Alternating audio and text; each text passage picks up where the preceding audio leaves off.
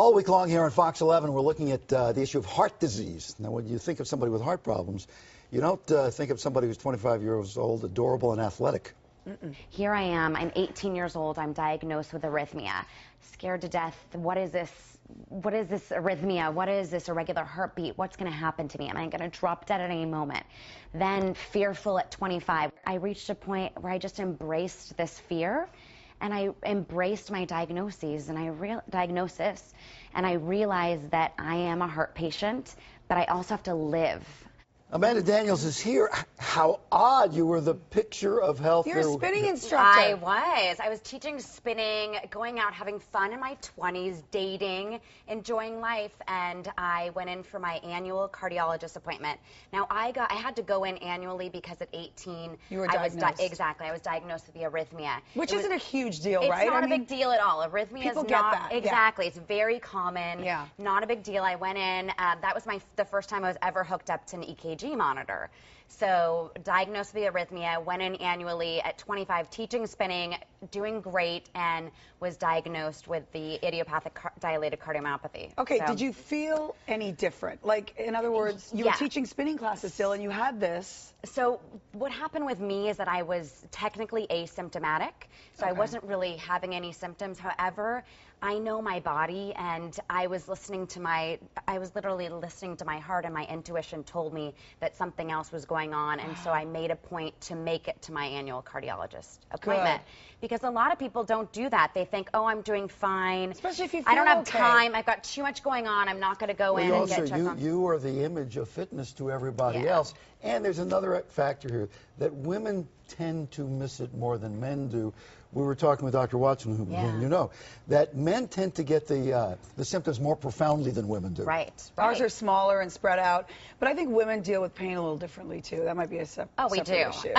Hello. Come on, we're strong. We're a little stronger. I can tell you, right? Give me one of these. Just a little. Blow it up. Viva la woman. But did you have that much pain? That's the issue. No, I didn't. Yeah. I did not have pain. Yeah. And women's symptoms definitely are different from men when they're experiencing a heart attack. And there's actually a wonderful PSA that is called "Don't Miss a Beat, Call 911," because when women are experiencing chest pain, but it's more also the things going on in their arm, but they get the sweats, they get nauseous, and us women, we tend to just dismiss that. Because we deal with pain. Exactly. It is what it is. We put our kids first. We put our husband first. We've given birth through, come on. I mean, we literally give everything of our hearts. Yeah. We give everything to everyone else. Literally. We don't pay attention to ourselves. And it's important to point out that if you had a tremendous pressure on your chest, you'd be at the doctor in 3 seconds. Exactly. You don't get that break almost. Right. It's almost an advantage for men because they experience that. Exactly.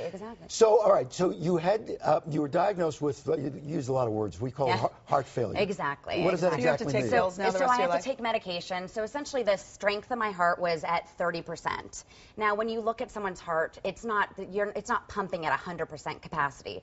A normal working heart is anywhere from 55 to 65%. So you were 30, but they told you couldn't have kids and everything. Yeah. You went on to have kids. To put it in perspective, cardiomyopathy is the #1 cause for heart transplant, and I was definitely getting close to that stage, or I'll say implanted device, which is like a defibrillator that shocks you. To be a young, beautiful woman, that must have been so bizarre. It was scary. The whole situation was very scary. Were you single here at I'm the time? teaching spinning. I was dating my husband. Aww. Now he's my husband. So he stayed with you. He is my rock. He's amazing. Were you angry, saying, "Why me? I've done everything right"? Yeah, of course. I was angry. I was scared. I was depressed, and fortunately, I had an amazing support system. I have a wonderful, huge family, 2 amazing brothers, and my mom and dad, and then my husband's family too, and they helped me. But they're really. I was really concerned when I did get diagnosed because there was no form of support out there. There were no support groups. So Not even online? I couldn't find anything. There's so much with cancer and other diseases, especially for young women. And so I met a woman, an amazing woman who's going to be on later tonight, Elisa Beckett, and the 2 of us, we went to the Mayo Clinic and got trained as Women Heart Champions. It's a national organization, and we now have a support group at UCLA for women and heart disease. and talk to. Talk and be open. It's a nice, safe environment. Yeah. We also have education, and it is the second Monday of every month at UCLA Cardiac Rehab. Do you have a web or something site that you could talk for Women Heart? It's womenheart.org. Okay. And then work on your energy, okay? Thank you. Okay, all right. Thank you. Thank you so much. Thank you so much.